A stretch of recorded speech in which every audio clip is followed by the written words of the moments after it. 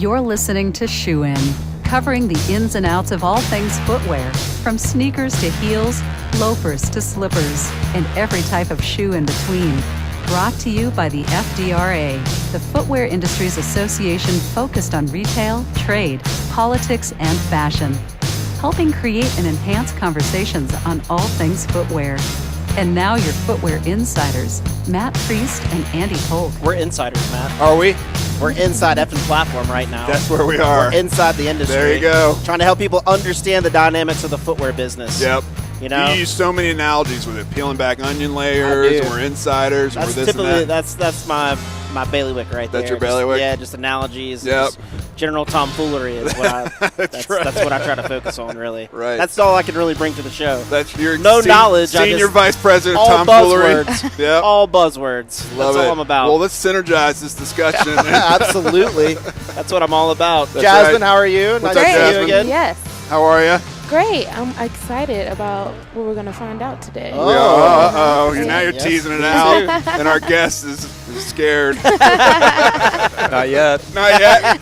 That is Michael Atmore. He is editorial director of Footwear News. He is an icon in the footwear industry. Very well known. Very well Very respected. well Thank you, known, Matt well Priest. respected. How many other things can I kiss your ass on? But it's all He knows worth where the it. bodies are buried. That's what we're That's trying to true. find out That's today. We're true. going to dig up some graves and That's see right. where the brands are headed and where maybe they're not headed. That's So, right. Well, welcome to the show, Nice. Michael. Nice start, guys. Yeah, exactly. How are things? Things are great. I think the show is actually today seeming very lively, which is good for the industry. It is Absolutely. great for the industry. Yeah. You know what is also great for the industry is having a line of sight into the news and information that the industry needs, and that's what you have provided and continue to provide through Footwear News. But before we kind of dive into that, Michael, I've known you for a long time, probably 10 years now. I don't know your shoe story. I've heard rumblings here and there about What have you heard, Matt? I've heard things on other publications and you going around and pressing the flesh and pounding the pavement, things we got to do on Capitol Hill. And I just want to know what your shoe story. How on earth did a Midwest guy, How did this happen? how did you get here? Well, Midwest guy to East Coast is a little bit different story than how Michael Atmore got into footwear. Right. And I'll tell the footwear version Let's because do that's it. what you're asking. That's Yeah. right. So I had already been in New York City, interested in publishing.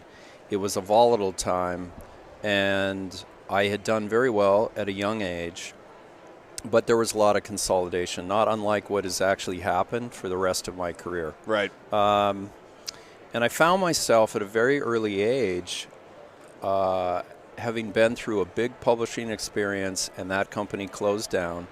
And they gave me a very generous severance at that point, late 20s, and I thought, we're set. Let's head off to Florida and kick it. That was day one. That's what I'm looking for. That was day Give one. me some advice on how this That's happens. day one. What Day happened on two, day you two? realize all your friends are at work. Uh-huh. What is this new life? Right. By day three, you're in a blind panic. Right. So went quickly back to work, and one of the things that presented itself very quickly was a consulting editor role, which appealed to me because I could then have some of this retirement package idea in effect. So it was a Right. part-time job. Stepped in to create a publication called Footwear Plus that is still with us today.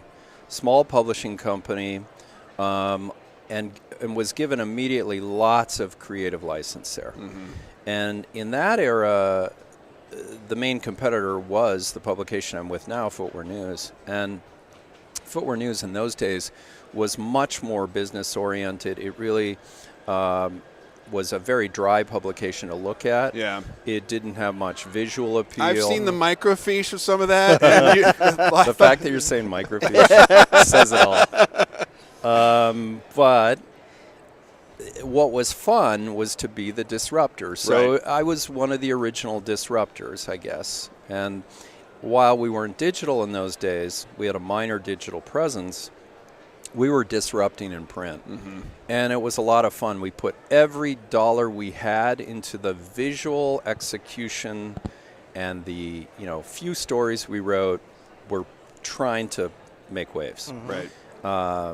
And we had a lot of fun. Yeah. And we were very focused on lifestyle, which is interesting now in light of what's happened in the industry. Right.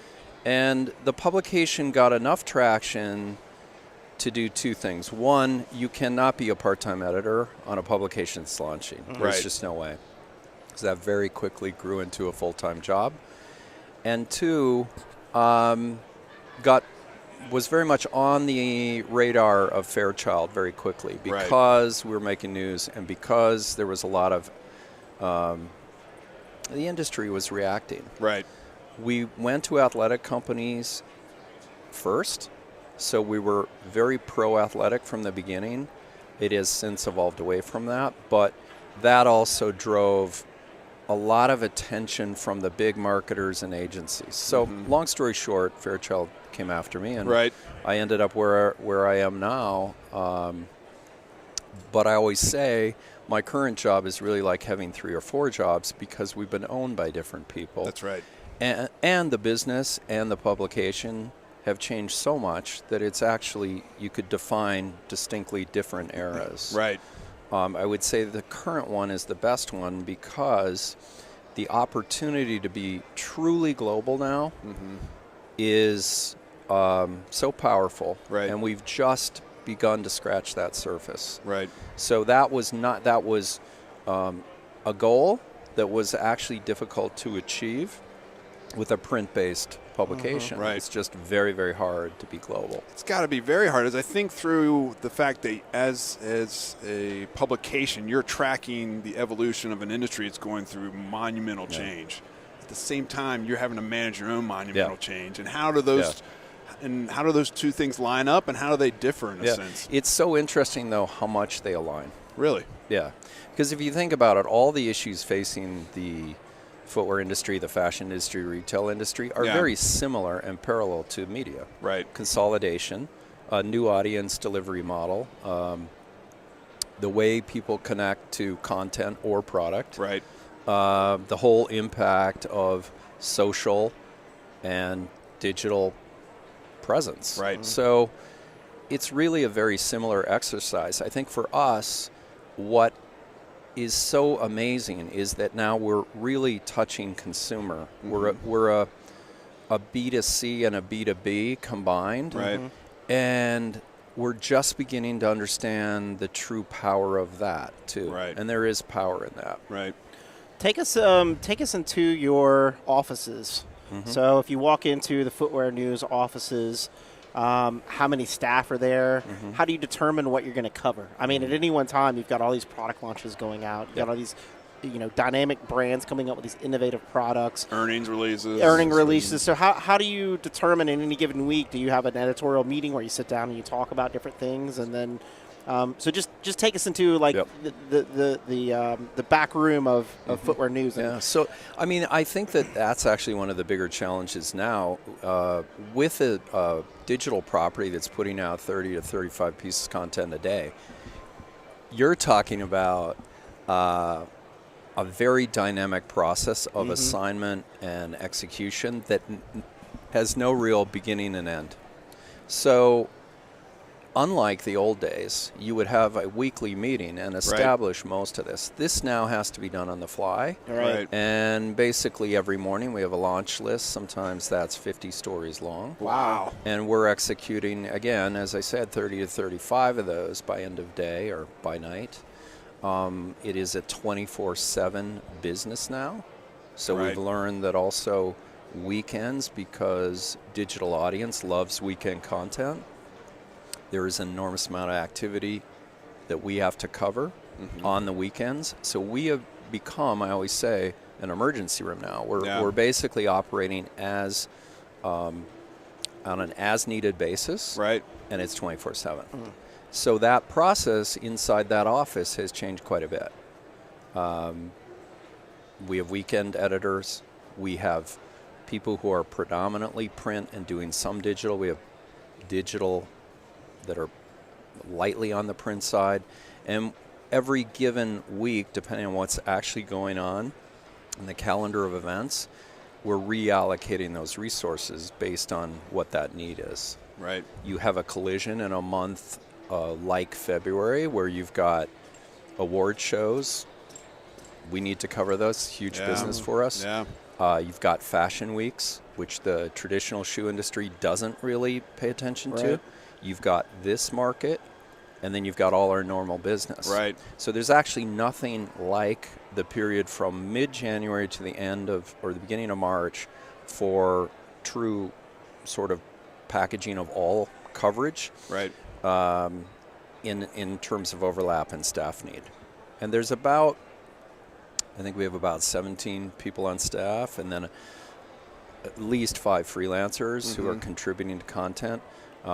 We have bureaus in Milan, Paris, and London that are contributing content on a daily basis as well.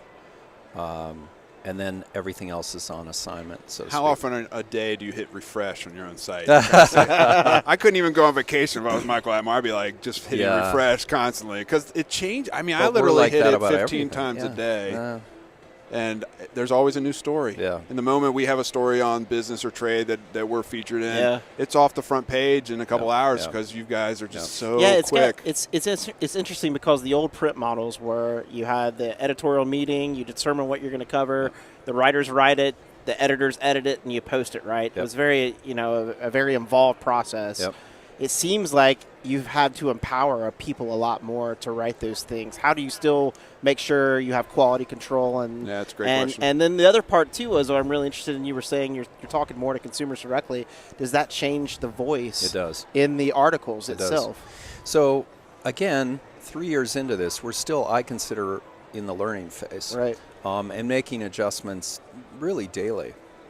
But I would say 2 things. One is, if you think of an editor as a curator, that role has changed quite a bit because in the print product, the time and effort spent to really decide what subjects are being covered and how they're being covered, the editing process, the page building process, those are all lengthy, time-consuming processes. Digital is the absolute opposite. It is, how do we get that up there as fast as possible? What trending news are we writing? What industry news do we need? And what is, basically our own brand DNA enhancement pieces, if you will. Right. You're constantly merging those 3 buckets and deciding where you need to be.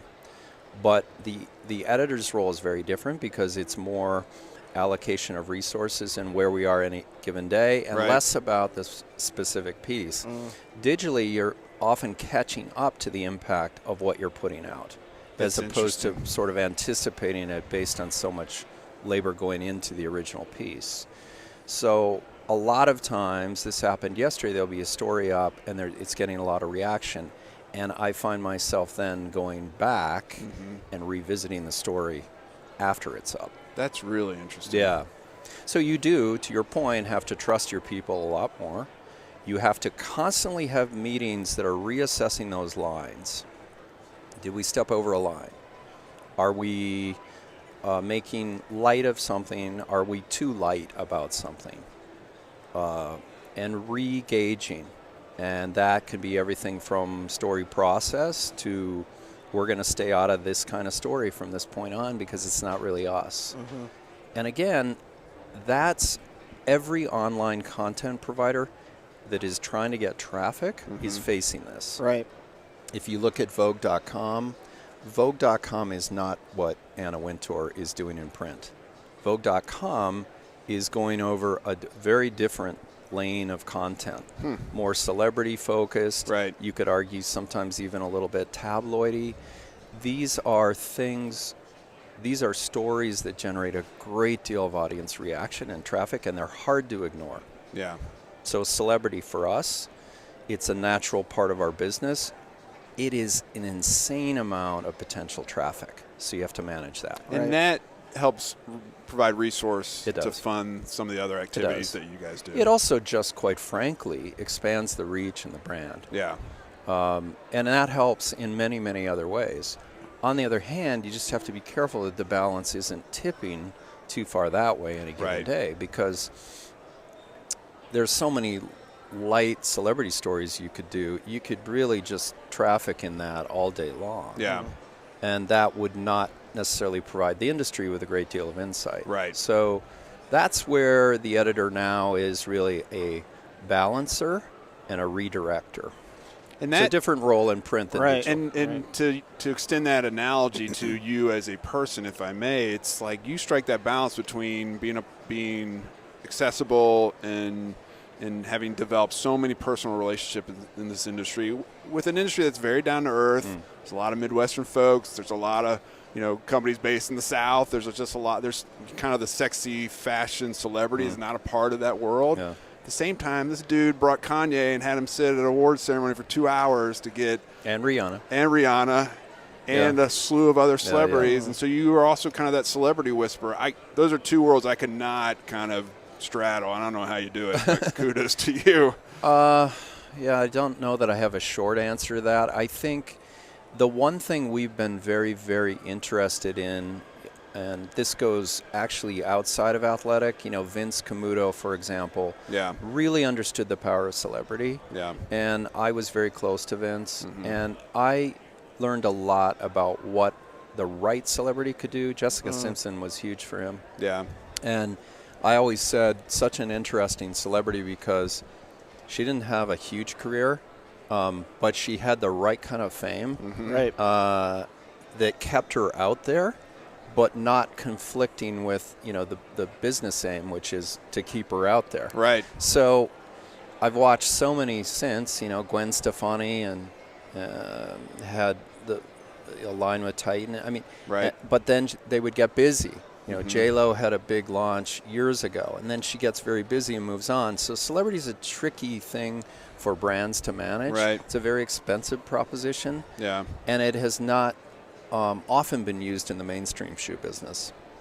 Athletic, on the other hand, as you know, went full bore, particularly music, and it was wildly effective and has been.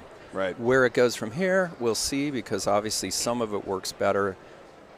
Certain partnerships work better for some than they do for others. And there's an incredible amount of money and maintenance that needs to go on in these relationships. Right. So I would think of Footwear News as just riding the times more than me being this celebrity whisperer. I mean, I think I know a lot of famous people now, which is interesting. You just are on this famous show, so you can add I'm adding you two to the list.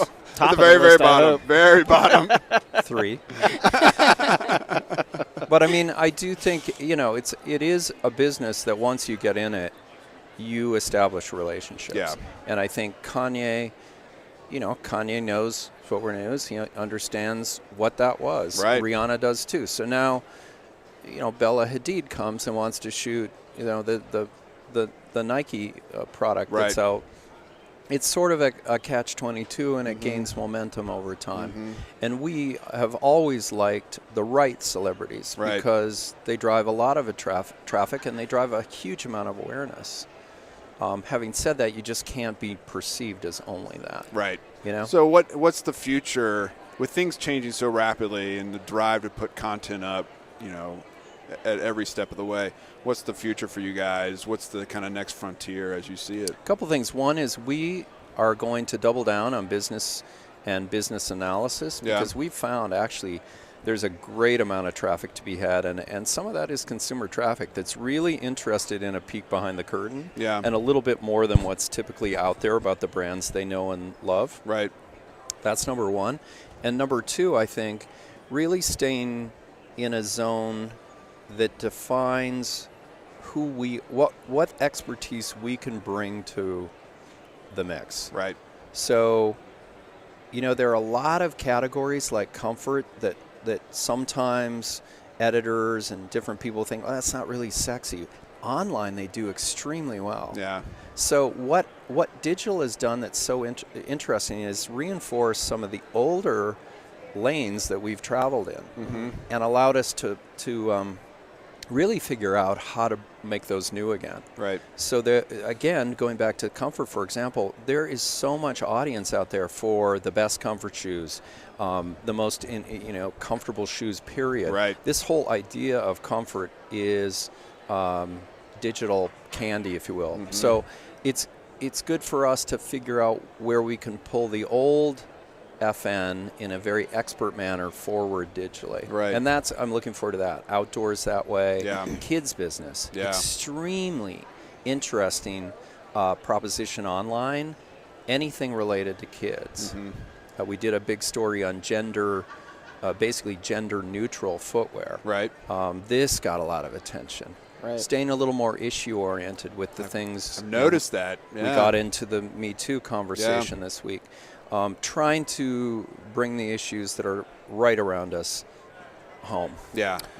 You, based on your expertise and navigating these kind of digital channels and all these shifts and changes, when you look at the footwear industry, what are brands doing really well in digital? What are they failing at? And then who are you looking at and you're saying, that's really good. Those guys are very clever and they're doing exactly right. What are some, just for the listeners, what are some things that you see that are like, this is really on point? Overall, generally, you want specific brands? Yeah, sure. Okay. I mean, I think one of my frustrations with a lot of the brands in this space is they are hesitant to embrace their story. I think consumers are looking for story. I manage a lot of young, talented people, and they love storytelling. Right. Yeah. So I would say if I think there's something lacking in the business, it's storytelling and spending the time internally and then externalizing that story, because I think it'll have so much value. And I think a lot of these brands have such an amazing story. Yeah. And they're just not capitalizing on Right. it at all. So that would be the thing that I would almost, obviously product, very important, but I do think storytelling is a big part of the digital era. And that can be broken down many, many ways. I mean, that's really figuring out how to modernize your story and reinforce it. It's how to, present it digitally, but then socially. What reflects that story in a meaningful way. You think people are just going for quick hits too much and not thinking in depth about a strategy to really I think they're talk to sitting on consumers? Stories that they haven't even mined. Right. If you look at the successes in this business, Steve's documentary's out now, Steve Madden. That documentary, even though mostly shoe people have reacted to it, I think will be very powerful as a storytelling device. Not necessarily the biggest grossing documentary, but it's going to enhance Steve's story, which is good. I think if you look at the rise of Tom's, for example, it was all storytelling. Zappos, Tony Hsieh told his story over and over again. Yeah. The modern era successes were story brands. Jimmy Choo in the luxury space. Right. Tamara Mellon told her story over and over again. And I think sometimes there's a hesitancy, perhaps good Midwestern people like myself don't want to put themselves in front of a camera, in front of a microphone. Right. They're self-conscious about saying too much. Yeah. But I think that will be more and more important moving forward. And will separate the winners from the losers. Having said that, product is number one. Right. Yeah. And product innovation is number one of the priorities under product. And I think sometimes as an industry, the innovation level is a little low. Yeah. We go through periods where there's kind of a high rate of innovation, then it slows down. But then I also think the storytelling surrounding that innovation is tricky too. Yeah. There are a lot of gimmicks, and then suddenly gimmicks, you can't separate gimmicks from really meaningful advances. And that in part, that's because, again, that marketing and that storytelling needs to be directed properly. I think that's right on. One of the things I often talk about is this venture pledge music. So where there's an artist who says, hey, and they're well-known artists, we're going to put out an album, but we're going to clue you in all along the creative process. Yeah. And if you prepay our album now for $20, you will get exclusive content. And you're a part, you become, and I've done it for a number of the bands that I like, you become you go along for the ride as they're in the studio, as they put out a single, as they do these kinds of things.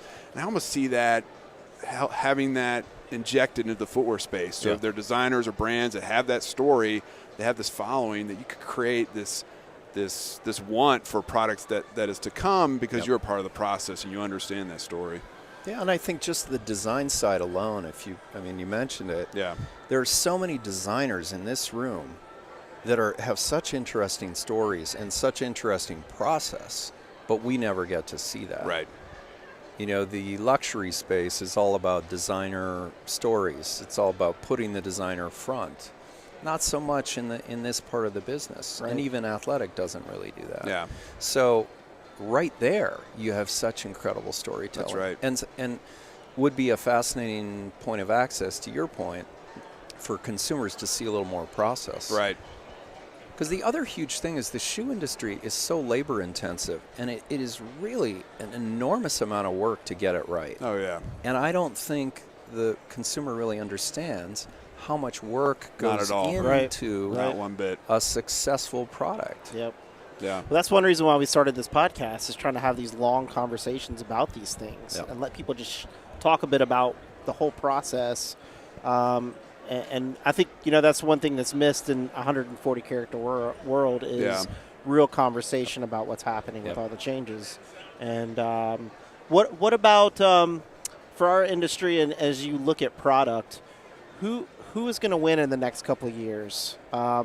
Based on any innovations that you've seen over the last year or so, or know about maybe coming out, and you're like, wow, that's going to be a game changer. What are you seeing that you're excited about?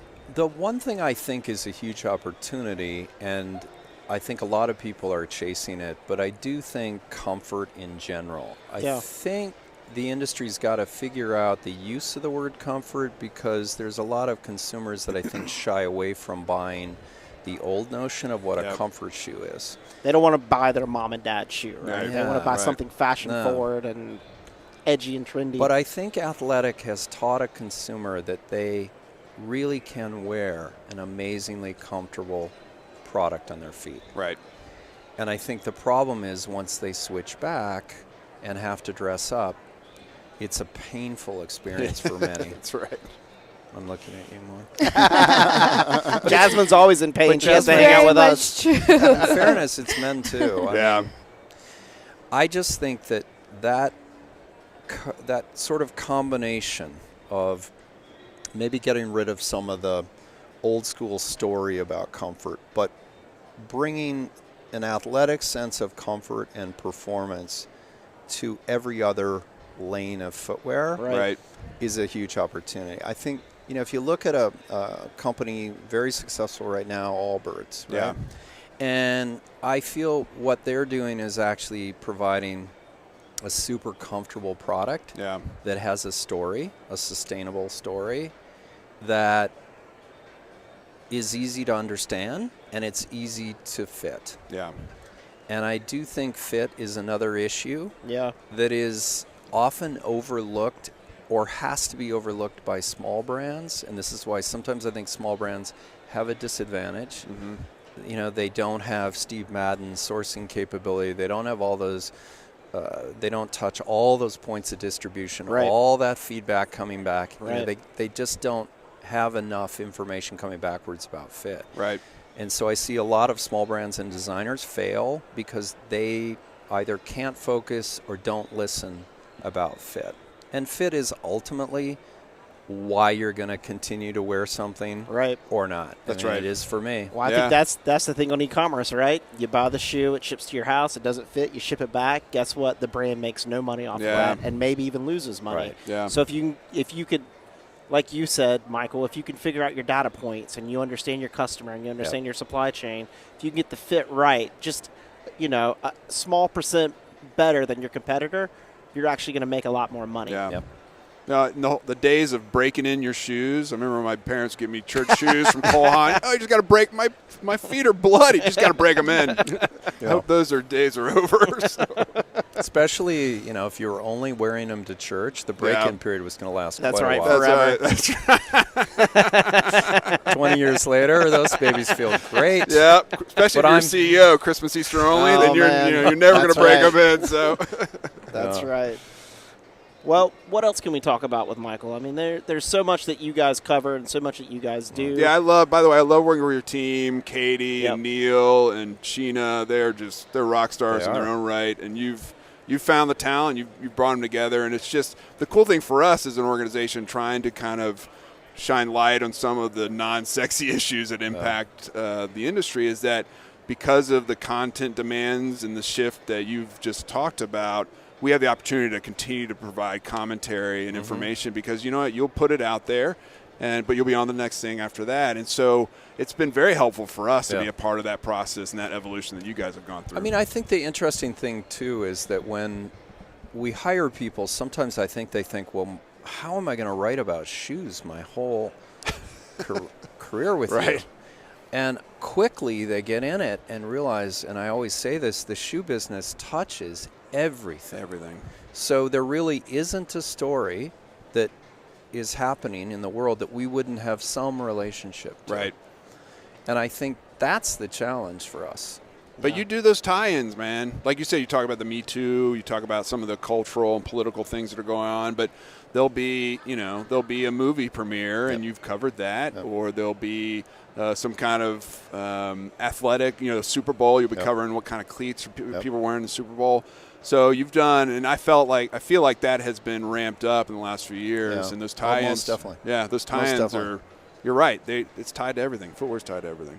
Yeah. And I just think the business has so much emotional touch with consumers. Yeah. That's why those stories do well. I mean, that sporting crowd is a little bit different than someone who's going to pay attention to the music crowd. Right. Sometimes there's overlap.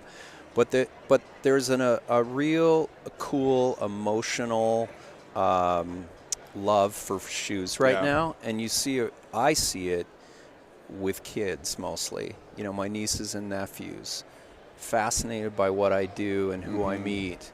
And I wasn't like that as a kid. I didn't really, think about shoes that much. Right. But they do, and they mean a lot, and the brands mean a lot, and the stories mean a lot. Right. So I see it as a great thing moving forward for us because I don't think it's going to die. That's I good. think it's actually going to get stronger. That's great. Yeah. That's great. Well, we appreciate all that you do to shed light on these issues. Yeah, and thanks for joining us. Yeah, you're a dear friend, and we love Footwear News, so keep up the good work, and the sky's the limit, I think.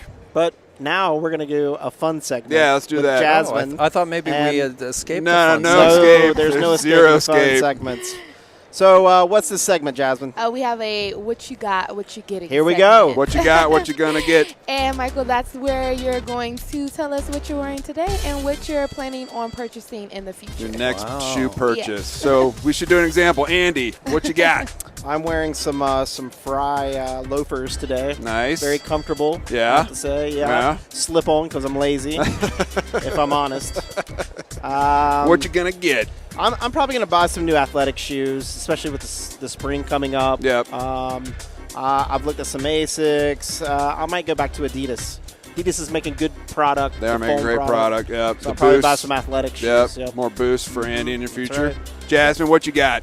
I have on a pair of, I think these are Wild Diva heels, and I really just wear them for the comfort so I can still wear a heel, but I can also walk this really big showroom. So I plan on purchasing something out of Cardi B and Steve Madden's collaboration. I really love her and support everything that she does and, all that she's done in the music industry. So I really want something out of that. That's definitely my Maybe we style. can run over and just steal Yeah, something. let's just go. Ed is our chair. Ed Rosenfeld's our chairman, so I'm sure we can just walk over and take some.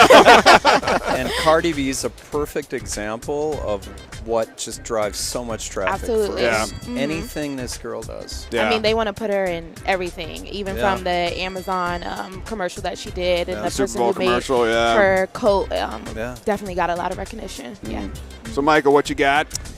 I've got a nice pair of Ferragamo. Yes, Nice. they're beautiful. They really are. I actually admire him right as I'm talking about them. They are. If I was a man, I would have those. What you gonna get? But I will say one thing about them. They were not worn out in any New York weather. Oh, Oh. yeah. And New York weather, as we all know, probably DC similar. Yeah. When they salt the streets, you Oh, can it's pretty terrible. much kiss your shoes goodbye. That's Yeah. right. Yep. So this winter has been excellent for the business in the sense that more pairs have probably been destroyed this winter than Yeah. So I've not More shoes. destroyed these. What am I going to buy? Probably something athletic. I really do, in my downtime, live in athletic shoes or boots. I do love boots. Yeah. Hard for me to find the right pair of boots. Right. But I would probably, going to Europe next week, look for a pair of boots. There you go. How Nice. many What is your shoe closet like at home? Do you have a closet for all your shoes stacked up in boxes? How do you organize it? Let's hear it. I am a good editor. Okay. And I edit often, and I give away a lot. Good. Okay. Because I have found, and I'm sure this is true of everyone at this table, you only wear certain things. Right. Yep. And as pretty or as cool as you thought certain things were, if you're never going to wear them and you haven't worn them for a while, Get 'em So out. true. Bye-bye. So true. Bye-bye. Cool. Except for your retro Jordans. Matt's office is get not rid like of that. those. Matt's office is stacked up in the No. corner. It's, Yeah. Now you made me feel like a chump. So that happens too. Matt, what you got? I got some Ferragamo's on as well. Whoa! Sneakers. Doubles. Yes. Doubles. Those are nice. And I don't bring these out very often because I don't want to mess them up. And what I want to get some hyper dabs. Damn it! I've been saying that every episode, and I've gotten word that they might be on their way. So if Wow. I get them, I will let you know. Congratulations. If I don't, I like the Air Force One highs. I've seen those a lot. They're sharp. Yes. So I might. I'm a tall guy, so they might look like lows on me, but nevertheless, they look good. No, So, they're still high. I've seen them out. You're going to get another 4 inches. You'll be banging your head against the walls and you're walking in, trying to walk into the, You That's don't right. need the height, Matt. That's true. You don't need That's the true. height. That's true. Folks, as always, thank you for joining us. Michael Atmore, Yeah. Footwear News. Thank you. Thank you so much for joining us. Pleasure. Obviously, just go to the web. Yeah. Look up Footwear News and see all the great stories they're Footwearnews.com. putting out. And do it every hour on the hour That's so you can right. stay Thank up you. to date. Folks, we are on social media at Shoe and Show, Twitter, Facebook. You can visit our complete catalog of all our wonderful guests at shoeandshow.com. Please rate us. Yes. You 5 stars only. 5 stars. You can download us on iTunes. And again, we are uploading. We are starting to upload to YouTube, and Yeah. you'll start to see videos of all our beautiful faces. And by all of us, I mean That's Jasmine. scary stuff. And then, folks, and until next time, this is Andy, Matt, Jasmine, and our good friend Michael Atmore. Shoe-In is out. Shoe-In has been brought to you by the FDRA, the Footwear Industries Association focused on retail, trade, politics, and fashion, helping create and enhance conversations on all things footwear. For information about FDRA, visit fdra.org.